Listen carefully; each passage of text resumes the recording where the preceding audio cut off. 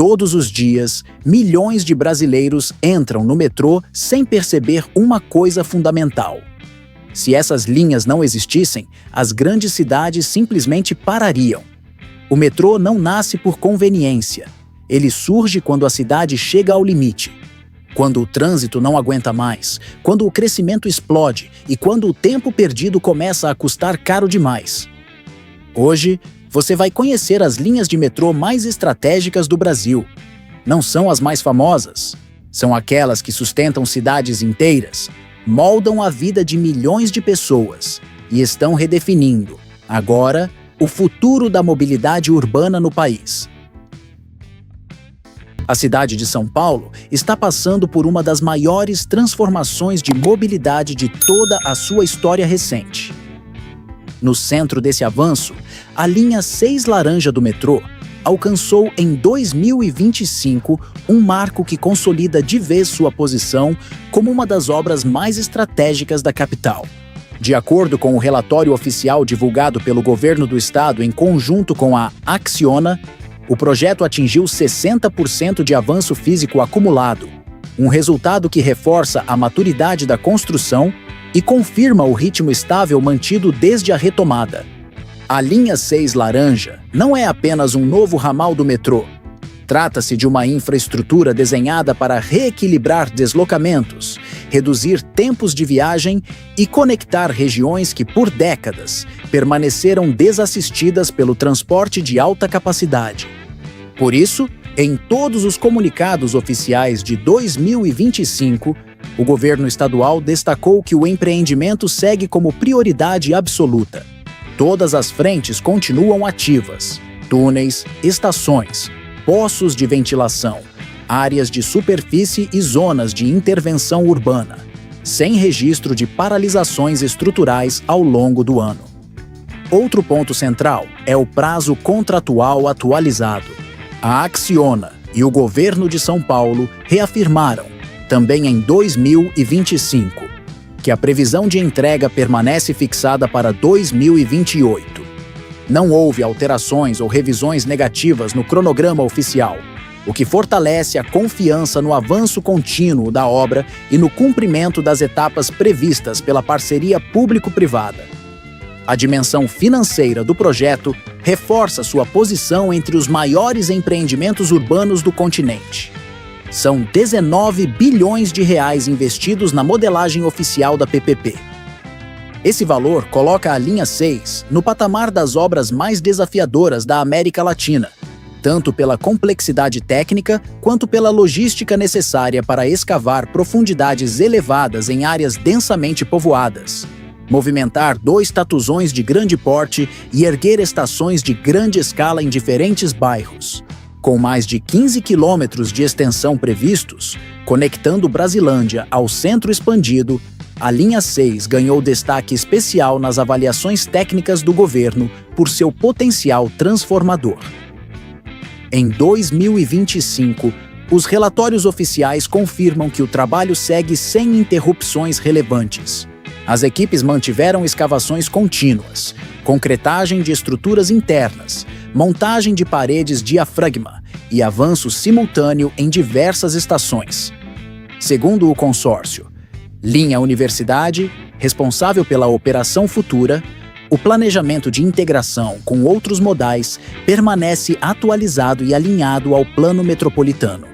Por isso, ao atingir 60% de avanço físico, o projeto entrou em uma fase decisiva.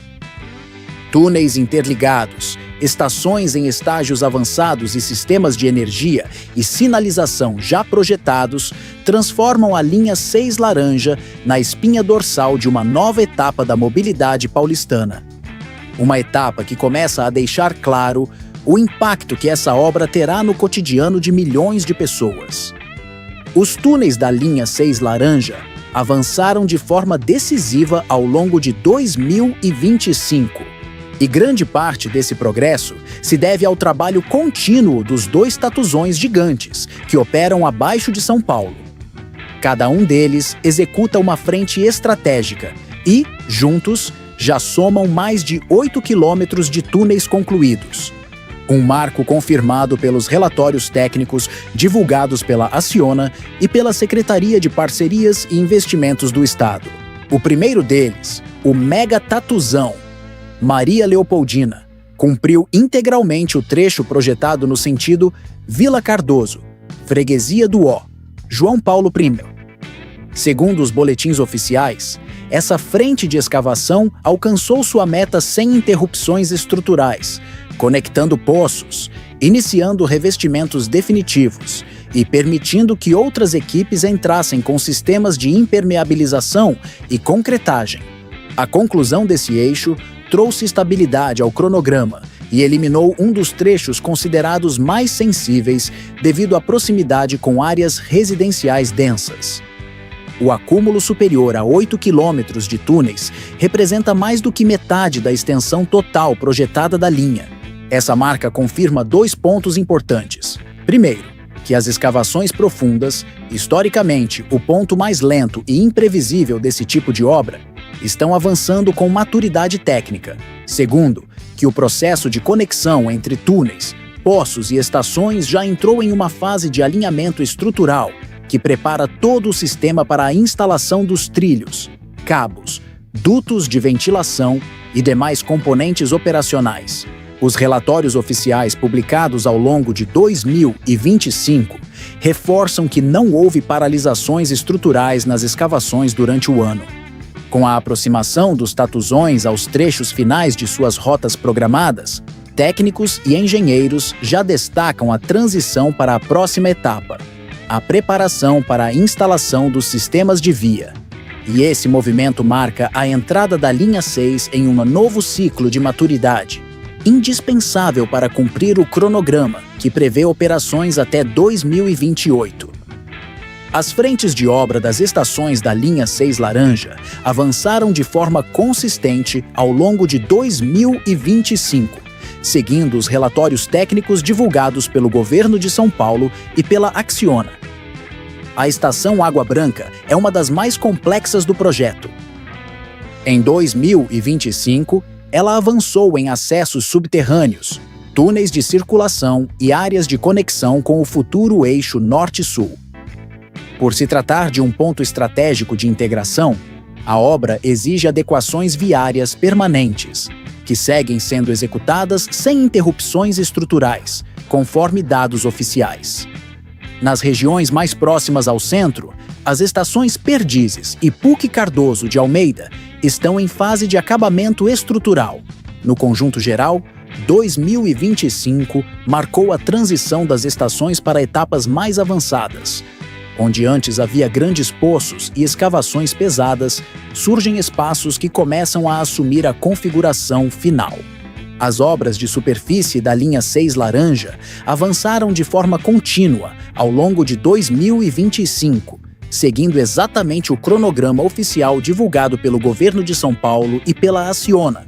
A instalação dos sistemas de ventilação, das subestações elétricas e das estruturas de drenagem está em execução em diversos trechos, permitindo que a linha comece a receber os equipamentos que vão garantir o funcionamento pleno da operação. O contrato de fornecimento dos trens também segue dentro do planejado. A Acciona mantém o acordo com a fabricante responsável, em parceria com a Alstom, e confirma que o cronograma de produção está mantido. Os primeiros testes dinâmicos sobre trilhos estão previstos para ocorrer no final de 2027, colocando o projeto dentro do prazo contratual de entrega em 2028.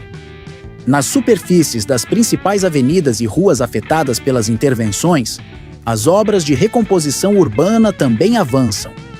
Elas incluem reorganização de calçadas, drenagem, novos acessos e preparação do entorno das futuras estações. Esses serviços complementares são essenciais para devolver o espaço urbano aos moradores e garantir que os acessos ao metrô funcionem de forma segura e eficiente quando a operação começar. Este conjunto de obras de superfície e infraestrutura complementar confirma que a linha 6 laranja entrou na fase mais madura de execução. O foco deixou de ser apenas escavação e construção pesada e passou a ser a etapa em que o sistema começa a ganhar identidade operacional.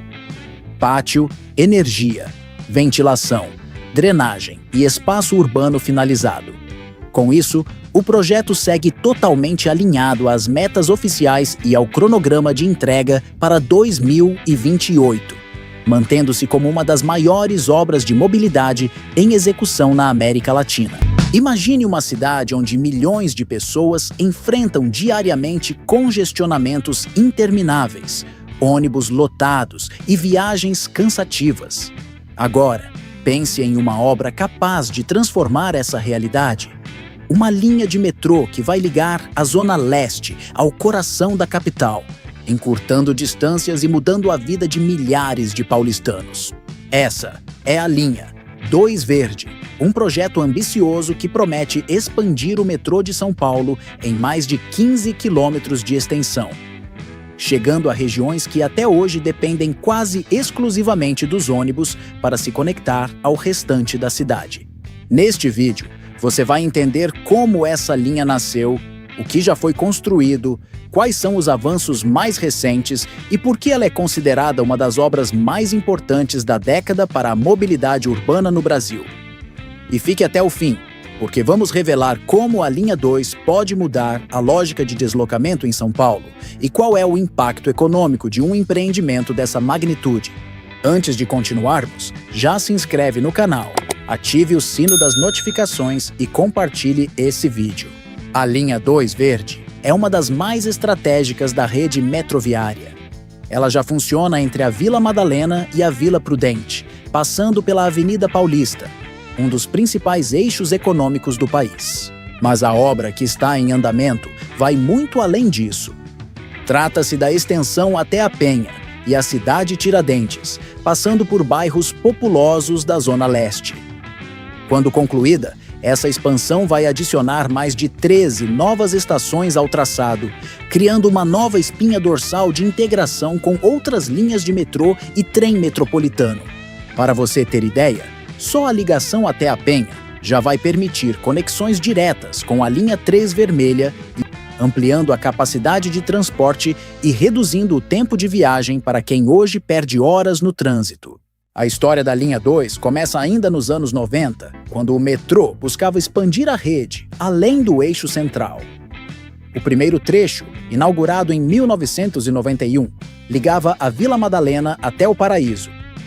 Pouco tempo depois, em 1992, ela foi conectada até a Estação Consolação, se consolidando como uma das principais opções de acesso à região da Avenida Paulista. Mas foi a partir dos anos 2000 que a linha começou a se transformar em um dos eixos mais importantes da cidade. Em 2010, a extensão até a Vila Prudente marcou o início da estratégia de levar a linha para a Zona Leste, preparando o terreno para o que está acontecendo hoje. A linha 2 Verde começou sua operação em 1991, entre as estações Consolação e Paraíso. Era uma linha curta, mas estratégica. Ligava a Avenida Paulista à linha 1 Azul, tornando-se um elo vital no centro expandido de São Paulo. Pouco depois, a expansão seguiu para a Vila Madalena e mais tarde para Ana Rosa, Sacomã e Tamanduateí, conectando com a linha 10 turquesa da CPTM. Ao longo dos anos, a linha verde ganhou força como uma das mais importantes da capital. A inauguração da estação Vila Prudente, em 2010, marcou um divisor de águas. Ali começava a visão de transformar a linha em um grande eixo leste-oeste, ampliando a integração da cidade. Essa visão ganhou forma em 2014, quando começaram oficialmente as obras de expansão em direção à Penha. O projeto previa 8 estações novas, um total de 13,4 quilômetros adicionais, praticamente dobrando o tamanho da linha verde e criando conexões diretas com a linha 3 vermelha. Mas o caminho nunca foi simples. Desde o início, a expansão enfrentou dificuldades orçamentárias, disputas judiciais e entraves de licenciamento. A crise econômica de 2014 e os anos seguintes desaceleraram investimentos em infraestrutura, e a obra entrou em um ciclo de avanços lentos e paralisações. O que deveria ser uma expansão contínua acabou se transformando em uma saga de prazos revistos e promessas renovadas. Ainda assim, alguns marcos foram importantes. Em 2019, o governo do estado priorizou a chegada até Vila Formosa, reduzindo a fase inicial para 4 estações. O objetivo era entregar primeiro uma parte do trajeto para aliviar a pressão sobre a linha 3 vermelha, que já opera acima do limite de capacidade há anos.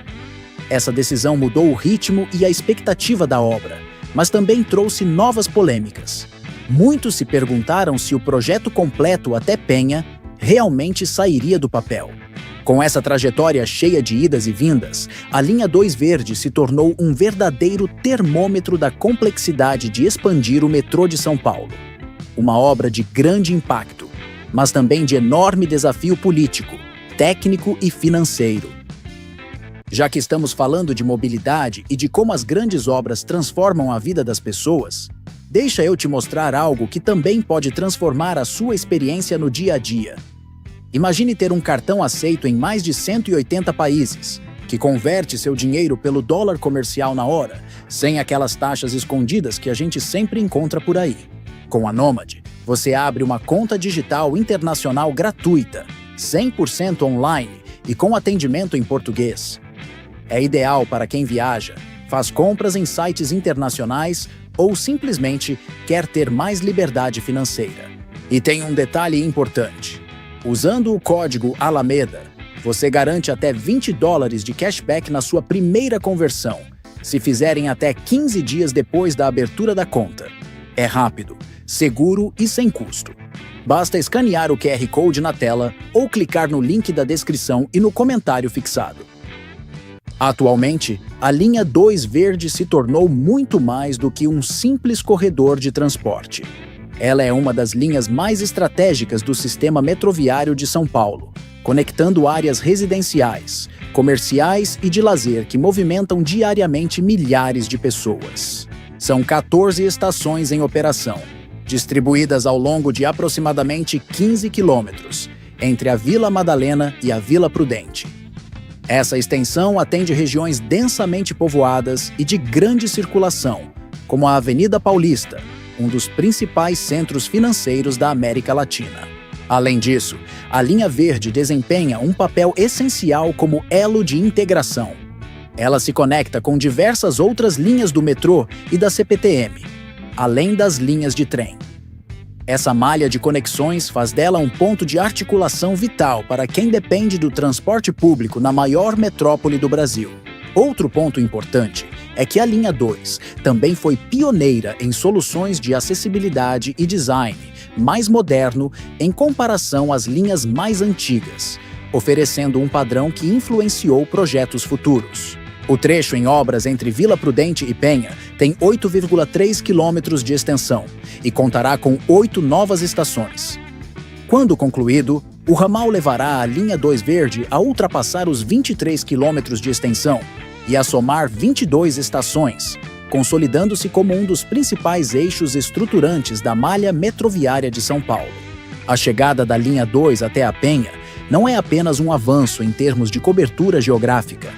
Ela representará uma conexão estratégica com a linha 3 vermelha, criando uma nova opção de deslocamento para milhões de passageiros que enfrentam diariamente a superlotação no eixo leste-oeste.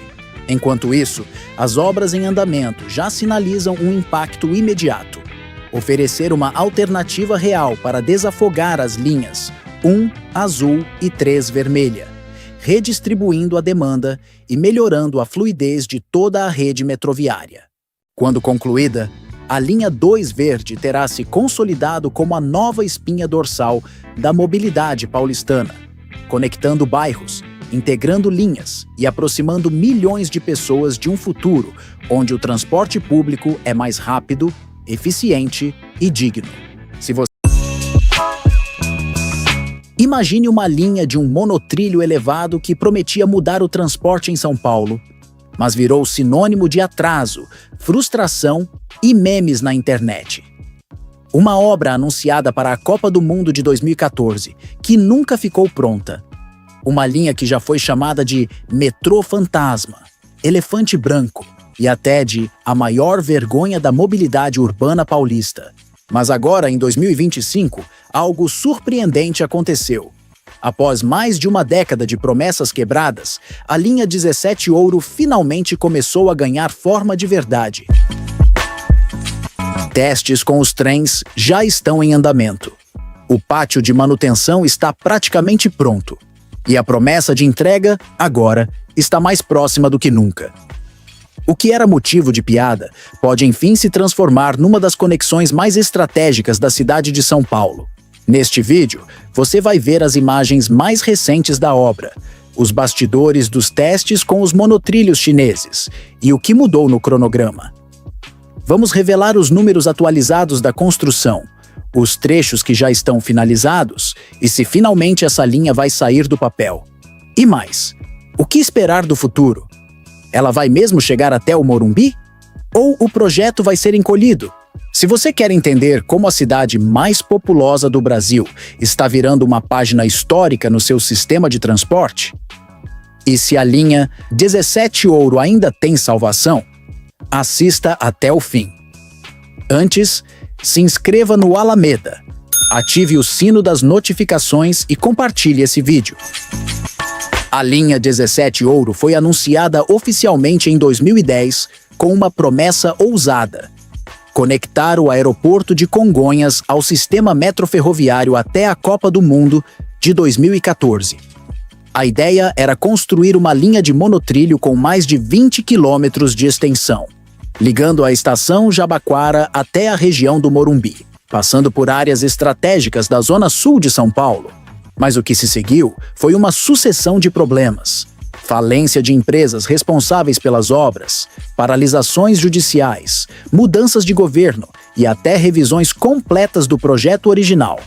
Resultado: a linha foi encolhida para apenas 7,7 quilômetros e virou um dos maiores símbolos de atraso da mobilidade paulista. Durante anos, as estruturas elevadas da linha 17 ficaram como esqueletos urbanos, prontas, mas sem trens. A obra virou motivo de piada, com promessas que nunca se concretizavam. Mas a partir de 2021, um novo capítulo começou a ser escrito. O governo de São Paulo firmou um contrato de parceria público-privada com o consórcio Monotrilho Ouro, liderado pela empresa Coesa Engenharia e com forte participação da multinacional chinesa BYD. A missão: concluir a obra e operar a linha por 25 anos. Em março de 2025, finalmente veio o grande sinal de virada. O primeiro trem da linha 17 rodou oficialmente nos trilhos. O teste aconteceu no dia 25 de março, entre o pátio Água Espraiada e a estação Vila Cordeiro, em um trecho de 4,5 quilômetros. Pela primeira vez, os monotrilhos chineses da BYD foram energizados diretamente pelos trilhos da via, com 750 volts de corrente contínua. 2 meses depois, em maio de 2025, outro marco foi alcançado: o primeiro teste noturno em velocidade aumentada, chegando a 15 km por hora. A operação serviu para avaliar o comportamento do sistema sob diferentes condições, simulando o funcionamento real do monotrilho. Hoje, o avanço físico total da obra está em aproximadamente 83%. O pátio Água Espraiada, que abriga o centro de controle e manutenção, está praticamente pronto. E os sistemas de sinalização, energia e automação já passaram da fase de instalação e entraram nos testes dinâmicos. Esses avanços colocam a linha 17 Ouro, pela primeira vez em anos, numa rota crível de conclusão. Mas será que agora vai? Depois de tantos anos de promessas e frustrações, é natural que o público e os próprios moradores da capital paulista recebam as novas notícias com um misto de otimismo e desconfiança. Apesar do avanço físico de mais de 80% e dos testes dinâmicos já em curso, ainda há pontos delicados que merecem atenção. Um deles é a integração operacional entre os sistemas da BYD Skyrail e a rede metroviária da cidade, especialmente nas conexões com as linhas 5 Lilás e 9 Esmeralda. A interface tecnológica e o sincronismo entre os modais exigem precisão absoluta. E qualquer falha pode atrasar não apenas a operação, mas também o credenciamento do sistema junto à ANTT e demais órgãos fiscalizadores. Outro fator delicado é o cumprimento do cronograma de entrega dos trens.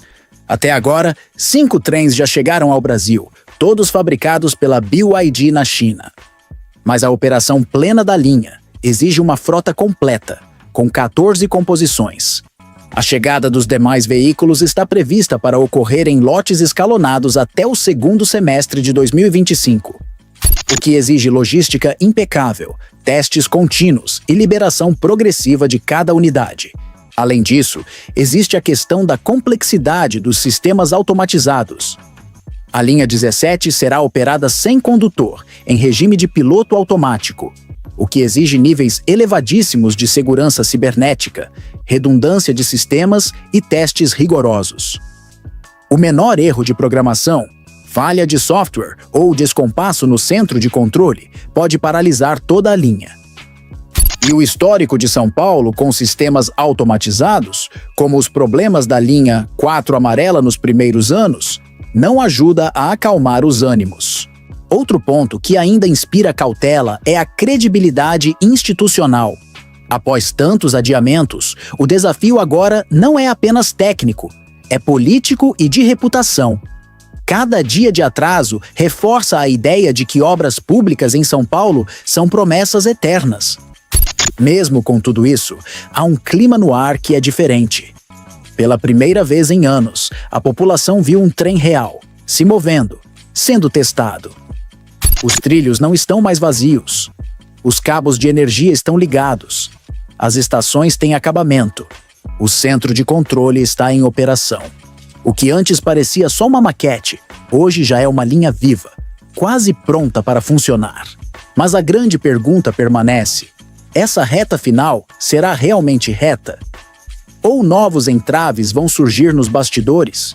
Porque no Brasil, como sabemos, até mesmo o quase pronto pode durar mais do que o planejado. A linha 17 Ouro começou como um sonho ambicioso para conectar São Paulo ao seu principal aeroporto, o de Congonhas, com eficiência e modernidade. Ao longo dos anos, esse sonho se transformou em frustração, virou piada e quase foi enterrado. Mas agora, em 2025, algo mudou. Com mais de 80% das obras concluídas, 5 trens entregues e testes dinâmicos já sendo realizados nos trilhos, o cenário finalmente parece promissor.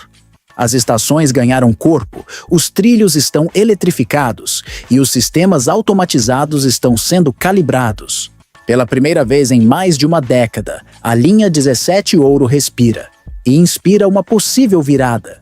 O governo de São Paulo mantém a previsão oficial de entregar a operação comercial no primeiro semestre de 2026, com a linha conectando a estação Morumbi, da linha 9 Esmeralda, até o aeroporto de Congonhas, num trajeto de cerca de 7,7 quilômetros e 8 estações. A promessa é de intervalos curtos, operação automatizada e conforto, algo que, se cumprido, pode transformar a mobilidade da zona sul da capital. Mas os impactos vão além da mobilidade. A linha 17 representa a chance de redenção de um projeto estigmatizado. Se entregue com qualidade e pontualidade, ela pode marcar o início de uma nova etapa no transporte sobre trilhos no Brasil, especialmente no uso de tecnologias mais leves como o monotrilho. Ela pode reabilitar a imagem da própria engenharia pública paulista, que já foi símbolo de excelência, e abrir caminhos para novas parcerias com empresas como a BYD, que se mostra cada vez mais presente no setor de infraestrutura. Hoje, a maior pergunta não é mais se a linha 17 Ouro vai ficar pronta. É quando exatamente e com que qualidade ela será entregue à população. E se os cronogramas forem cumpridos, os testes seguirem avançando e os trens operarem como prometido, esse projeto poderá, enfim, sair das manchetes negativas para virar exemplo de recuperação e entrega. Talvez a maior vitória não esteja apenas em inaugurar uma nova linha de metrô, mas em provar que, mesmo no Brasil, É possível retomar uma obra abandonada, reconstruir a confiança da população e entregar um legado urbano. Imagine um tatuzão de mais de 100 metros de comprimento avançando debaixo da cidade. Concreto sendo moldado, paredes de estações tomando forma, túneis surgindo onde antes só existia rocha. Essa não é a cena de um filme de ficção. É a realidade da linha leste do Metrofor, em Fortaleza. Depois de anos de promessas, atrasos e incertezas, o projeto finalmente entrou em uma fase decisiva. E o que está acontecendo hoje pode transformar para sempre a mobilidade da capital cearense. Segundo dados oficiais da Secretaria de Infraestrutura, as obras já atingiram cerca de 41% de execução, com a conclusão do primeiro túnel em maio de 2025. Isso significa que o projeto, antes visto como um símbolo de atraso, agora é destaque no cenário nacional de grandes obras de mobilidade. Mas afinal, o que é a linha leste? Ela será a primeira linha 100% subterrânea do Nordeste. O trecho em construção tem 7,3 quilômetros e contará com 7 estações, ligando a estação Chico da Silva, no centro, até o Papicu, um dos maiores terminais de integração da cidade. O projeto completo prevê 12,4 quilômetros, chegando ao bairro Edson Queiroz. Mas essa segunda fase ainda está no papel. Quando concluída, a linha leste terá capacidade para transportar cerca de 150 mil passageiros por dia, conectando áreas estratégicas de Fortaleza com rapidez, conforto e segurança. E essa obra não é apenas sobre metrô. É sobre tempo de deslocamento reduzido, acesso a oportunidades e a chance de Fortaleza dar um salto histórico em mobilidade urbana. A ideia de expandir o metrô de Fortaleza com uma linha subterrânea surgiu ainda nos anos 2000, quando ficou claro que a cidade crescia em ritmo acelerado e precisava de uma alternativa ao trânsito caótico das avenidas centrais. O projeto da linha leste foi anunciado como uma solução ousada: construir um eixo moderno, totalmente debaixo da terra, conectando o centro ao Papicu, onde milhares de passageiros circulam todos os dias. Em novembro de 2013, o governo do Ceará assinou a ordem de serviço e deu início às obras. Naquele momento, a previsão era de que o trecho inicial ficasse pronto em poucos anos. Mas, na prática, o caminho foi bem diferente. O cronograma sofreu uma série de paralisações. Faltaram recursos, houve mudanças de empreiteiras e dificuldades técnicas em escavações urbanas, especialmente porque a obra avança por regiões densamente povoadas, exigindo tecnologia de ponta e cuidados redobrados. Entre 2014 e 2016, as intervenções caminharam lentamente. De 2017 em diante, a obra chegou a ficar praticamente parada, reforçando a percepção popular de que a linha leste tinha virado mais uma promessa distante. Foi apenas na primeira metade dos anos 2020 que os trabalhos ganharam novo fôlego, com a montagem das tuneladoras, adquiridas desde 2012, e a retomada efetiva da escavação subterrânea. Essas máquinas gigantes, chamadas de tatuzões, são capazes de abrir metros de galeria por dia, enquanto instalam anéis de concreto que sustentam a estrutura. Elas se tornaram o símbolo da nova fase da obra. Em 2022 e 2023, com o financiamento garantido e os canteiros reativados, Fortaleza voltou a ver movimento nas frentes de trabalho. Estações começaram a sair do papel e os túneis começaram a avançar debaixo de importantes avenidas, como a Santos Dumont e a Pontes Vieira. O marco mais importante veio em maio de 2025, quando o tatuzão rompeu a parede da estação Colégio Militar, concluindo o primeiro túnel de 1,7 quilômetro entre o centro e a aldeota. Foi um momento histórico.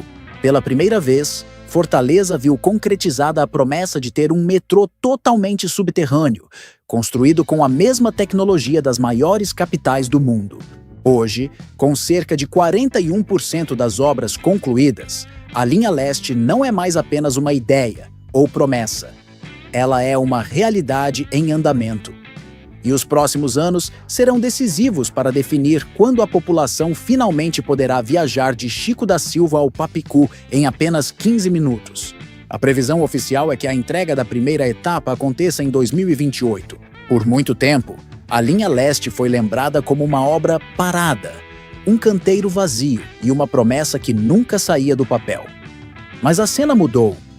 O rompimento do primeiro túnel em maio de 2025 não foi apenas um marco técnico. Foi a virada simbólica que mostrou para Fortaleza que, dessa vez, o projeto está acontecendo de verdade. E o que torna essa obra tão especial? A resposta está na engenharia envolvida. A linha leste está sendo escavada por 2 tuneladoras, conhecidas como tatuzões. Cada uma mede mais de 100 metros de comprimento e pesa milhares de toneladas. Na frente, um gigantesco disco de corte perfura o solo. Atrás, segmentos de concreto são instalados imediatamente, formando os anéis que sustentam o túnel. Esse método garante segurança e precisão, reduzindo impactos na superfície da cidade. O tatuzão, que já concluiu o primeiro trecho, percorreu 1.734 metros debaixo da terra, desde a estação Chico da Silva até a estação Colégio Militar. É a mesma tecnologia usada em cidades como Londres, São Paulo e Nova York. E agora em Fortaleza, além dos túneis, as estações também impressionam pelo porte. A estação Papicu, por exemplo, vai se tornar um verdadeiro hub de transporte, conectando metrô, ônibus e VLT em um só lugar. Já as estações Colégio Militar e Nunes Valente vão atender regiões com alta densidade populacional, facilitando o acesso de milhares de pessoas ao sistema. Outro ponto fundamental é a ventilação. Por ser totalmente subterrânea, a linha leste contará com modernos sistemas de exaustão e ventilação, essenciais para manter a segurança e o conforto dos usuários. Todo esse esforço tem um objetivo claro: reduzir drasticamente o tempo de deslocamento em Fortaleza. Hoje, atravessar o trecho entre o centro e o Papicu pode levar até 40 minutos de carro em horários de pico. Com a linha leste, esse trajeto vai cair para apenas 15 minutos. A primeira etapa da linha leste, entre as estações Chico da Silva e Papicu, segue em execução com frentes de trabalho ativas em várias estações, escavações de túneis em andamento e obras civis em ritmo constante. A previsão oficial é que o trecho seja entregue em 2028, consolidando Fortaleza como a primeira capital do Nordeste a contar com um metrô totalmente subterrâneo. Mas os impactos dessa obra vão muito além da engenharia. Quando estiver em operação, a linha leste vai se integrar às linhas já existentes do Metrofor. No centro, a estação Chico da Silva será o ponto de conexão com outros ramais. No Papicu, a integração com terminais de ônibus e o VLT vai transformar a região em um grande nó de mobilidade, encurtando distâncias e ampliando opções de deslocamento. Do ponto de vista econômico, os efeitos também serão significativos. Com mais gente circulando de forma rápida e eficiente, o comércio local deve ganhar vitalidade. A valorização imobiliária nos bairros atendidos tende a crescer, atraindo novos investimentos privados. E, em escala maior, a obra ajuda a fortalecer a imagem de Fortaleza como um polo urbano preparado para o futuro. Imagina descer de um voo no aeroporto de Fortaleza e, em menos de 15 minutos, já estar de frente para a Arena Castelão, sem pegar trânsito, sem depender de táxi ou ônibus. Parece sonho? Pois esse sonho está se tornando realidade com uma das obras mais promissoras da mobilidade urbana no Ceará: o VLT Ramal Aeroporto Castelão. Neste vídeo, você vai entender como essa linha pode transformar o transporte da capital cearense e o impacto que isso pode ter para turistas, moradores e para o próprio desenvolvimento da cidade. O Ceará tem investido pesado em transporte sobre trilhos. E essa linha específica, que ligará a Estação Expedicionários até o Castelão, passando pelo Aeroporto Internacional Pinto Martins, é um símbolo claro dessa nova fase. O projeto está dividido em 2 trechos. O primeiro vai da Estação Expedicionários até o aeroporto, com 2,43 quilômetros de extensão, sendo 500 metros em elevado. Esse trecho está com aproximadamente 60% das obras concluídas e tem previsão de entrega para dezembro de 2025. Já o segundo trecho vai do aeroporto até o Castelão, com 5,1 quilômetros de extensão e mais de 3,2 quilômetros também em elevado. E esse ainda está em fase inicial, com a licitação realizada em maio de 2025 e homologação prevista para julho. A estimativa é que ele seja concluído em até 24 meses, ou seja, em 2027. O valor total estimado para esse segundo trecho é de 180 milhões de reais, investimento do governo do estado do Ceará com recursos próprios e apoio técnico do Metrofor. 4 estações farão parte desse ramal: Expedicionários, Aeroporto, Céu, Condomínio Espiritual Uirapuru e Castelão. A expectativa é transportar até 35 mil passageiros por dia. E o tempo total de viagem entre o aeroporto e o Castelão será de apenas 12 minutos. Essa linha será integrada ao sistema já existente, conhecido anteriormente como Linha Parangaba-Mucuripe, mas que agora compõe a linha nordeste do metrô de Fortaleza. A interligação entre linhas permitirá maior mobilidade para a população e trará também impacto positivo no turismo, já que facilitará o deslocamento entre aeroporto, hotéis e atrações culturais como a Arena Castelão, que além de jogos, também recebe grandes shows e eventos internacionais. O VLT é um modelo de transporte moderno, mais sustentável e silencioso que os ônibus, com capacidade maior e mais conforto. Ele opera com menor emissão de poluentes e se encaixa perfeitamente na proposta de cidades mais verdes e eficientes. Em um momento em que o debate sobre mobilidade urbana e sustentabilidade está cada vez mais presente, essa obra simboliza um passo adiante no planejamento de Fortaleza. Mas o impacto vai além da mobilidade.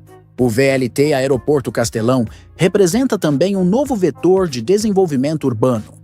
O trajeto da linha atravessa áreas em expansão imobiliária, como o entorno do Céu, e deve gerar valorização imobiliária e novos polos de serviços e comércio ao longo de sua extensão. Grandes obras públicas como essa costumam atrair investimentos da iniciativa privada, criando um ciclo virtuoso de crescimento econômico. Além disso, a conexão entre o sistema metroviário e o terminal aéreo é uma tendência global nas grandes capitais. Cidades como São Paulo, Belo Horizonte e até cidades internacionais como Madrid, Paris e Tóquio já investiram em ligações ferroviárias diretas com seus aeroportos. Fortaleza entra nesse grupo de cidades que entendem o valor estratégico de um transporte público integrado e de fácil acesso para turistas e cidadãos. E por que essa obra é estratégica? Porque ela resolve 2 problemas ao mesmo tempo: a mobilidade urbana, deficiente em corredores importantes, e a necessidade de integrar modais diferentes em uma cidade que cresce em ritmo acelerado. Com esse ramal, Fortaleza se aproxima do conceito de cidade conectada, onde deslocamentos longos não precisam ser sinônimo de lentidão. Apesar dos avanços, ainda existem desafios. O cronograma precisa ser rigorosamente seguido, principalmente no trecho ainda não iniciado. Além disso, será fundamental garantir que o sistema funcione com regularidade, segurança e tarifas acessíveis. Mas, até aqui, o que se vê é um projeto promissor, bem planejado e que tem tudo para se tornar referência nacional. Portanto, se você é de Fortaleza ou já visitou a cidade, esse vídeo é um convite para imaginar como será a nova cara da capital nos próximos anos. E se você é de fora, saiba que Fortaleza está se tornando um exemplo em mobilidade urbana moderna e eficiente. Obras como essa não apenas melhoram o dia a dia da população, mas também ajudam a construir uma cidade mais justa, funcional e preparada para o futuro. A moral dessa história é clara. Quando planejamento, investimento e visão de futuro se encontram, a cidade inteira ganha. E nesse caso, ganha tempo, conforto, acessibilidade e desenvolvimento. O VLT de Salvador é um dos projetos mais ambiciosos da mobilidade urbana no Brasil. Mas você sabia que essa obra, que promete revolucionar o transporte da capital baiana, já foi cancelada, reiniciada e modificada diversas vezes? E que, após anos de incertezas, ela finalmente entrou em ritmo acelerado? Neste vídeo, vamos te mostrar tudo o que você precisa saber sobre o VLT de Salvador. O que deu errado, o que mudou e por que agora parece que vai. Mas será mesmo? Localizado na região metropolitana de Salvador, esse sistema de veículo leve sobre trilhos foi planejado para substituir o antigo trem do subúrbio e criar uma conexão moderna entre as regiões periféricas e o centro da cidade. Com 36,4 quilômetros de extensão e 34 paradas distribuídas em 3 linhas, o projeto visa não apenas melhorar o transporte, mas também requalificar espaços urbanos e integrar a malha ferroviária ao sistema de metrô. Mas como chegamos até aqui? A origem dessa ideia remonta ao início dos anos 2000.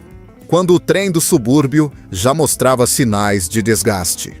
Criado ainda no século passado, esse trem operava em condições precárias e era responsável por transportar milhares de pessoas diariamente entre o subúrbio ferroviário e a região central.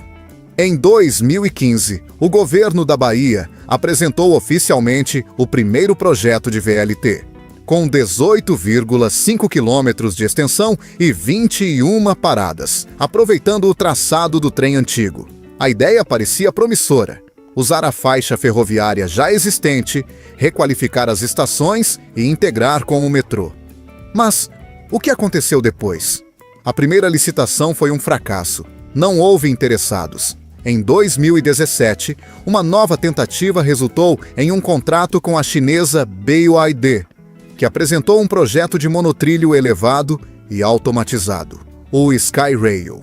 Era uma proposta ousada, que prometia um salto tecnológico e ambiental, mas também trouxe controvérsias. A primeira grande virada aconteceu em 2019, quando o projeto do VLT ganhou um novo fôlego. Após o fracasso da licitação de 2017, que não atraiu interessados, o governo da Bahia passou a buscar alternativas mais viáveis para tirar o sistema do papel. Foi aí que entrou em cena a gigante chinesa BYD, propondo um modelo completamente diferente: o Skyrail, um monotrilho elevado, com tecnologia de condução autônoma, operação silenciosa e trilhos suspensos. Em abril de 2021, a empresa apresentou publicamente o primeiro modelo físico da composição, com design futurista e promessa de eficiência energética. A nova proposta previa 23,6 quilômetros de extensão, com veículos operando em vias elevadas, equipados com sistema automático e capacidade de integração com outras formas de transporte.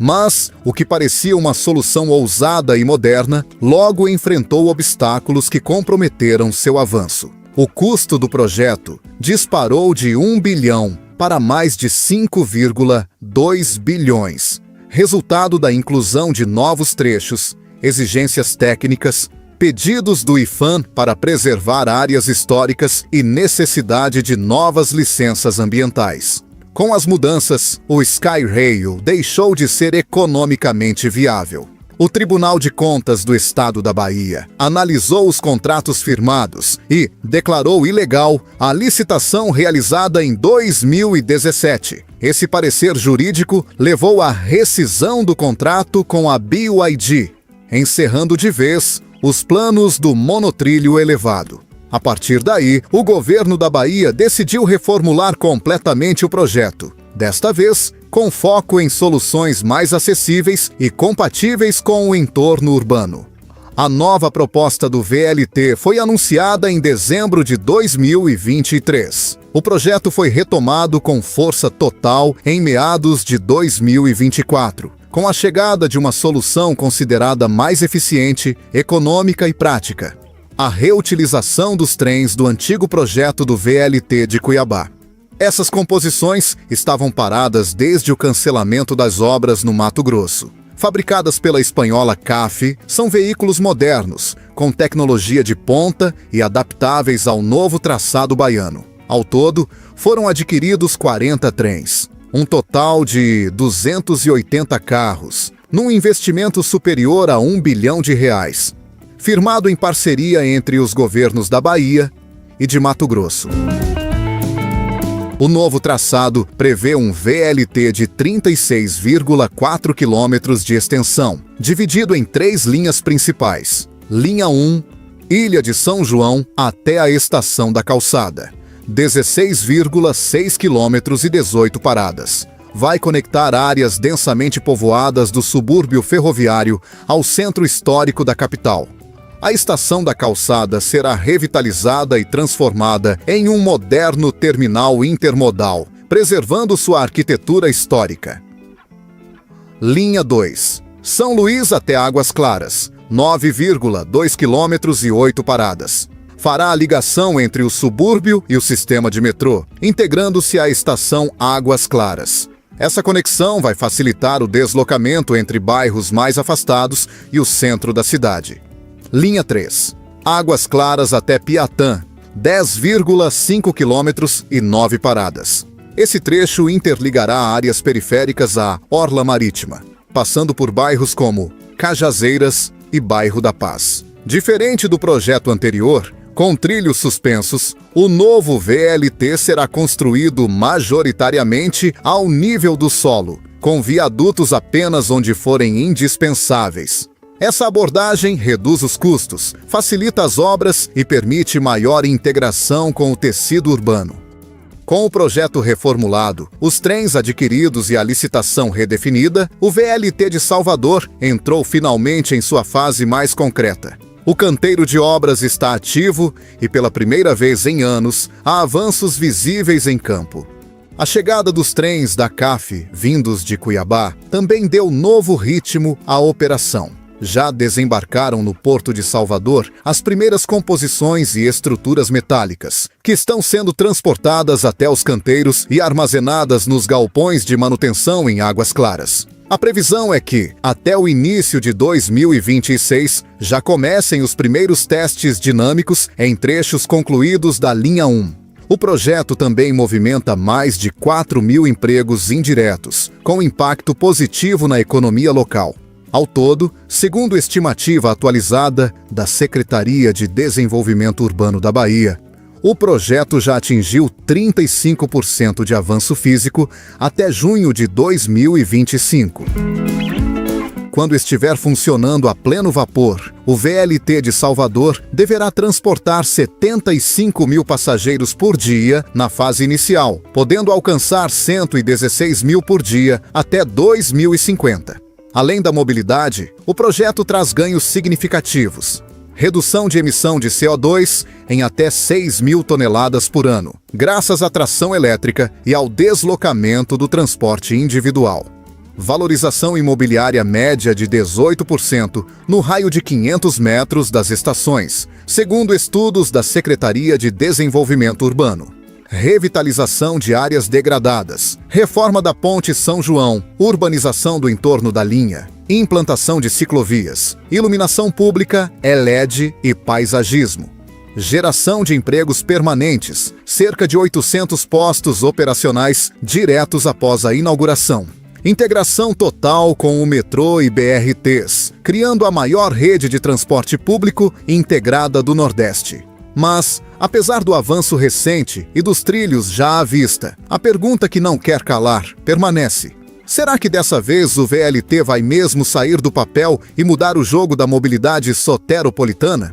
De um lado, obras visíveis, trens em testes e cronograma oficial mantido. Do outro, desafios de financiamento, possíveis atrasos e a eterna desconfiança de quem já viu tantos projetos emperrarem. E você acredita que 2028 marcará a estreia do VLT de Salvador? Ou acha que novos obstáculos podem surgir? Comente aqui embaixo. Compartilhe este vídeo com mais gente interessada em grandes obras e se inscreva no Alameda para acompanhar cada avanço de perto. Enquanto isso, confira este outro vídeo sobre o mega projeto que pode transformar toda a logística ferroviária do Nordeste. Até a próxima!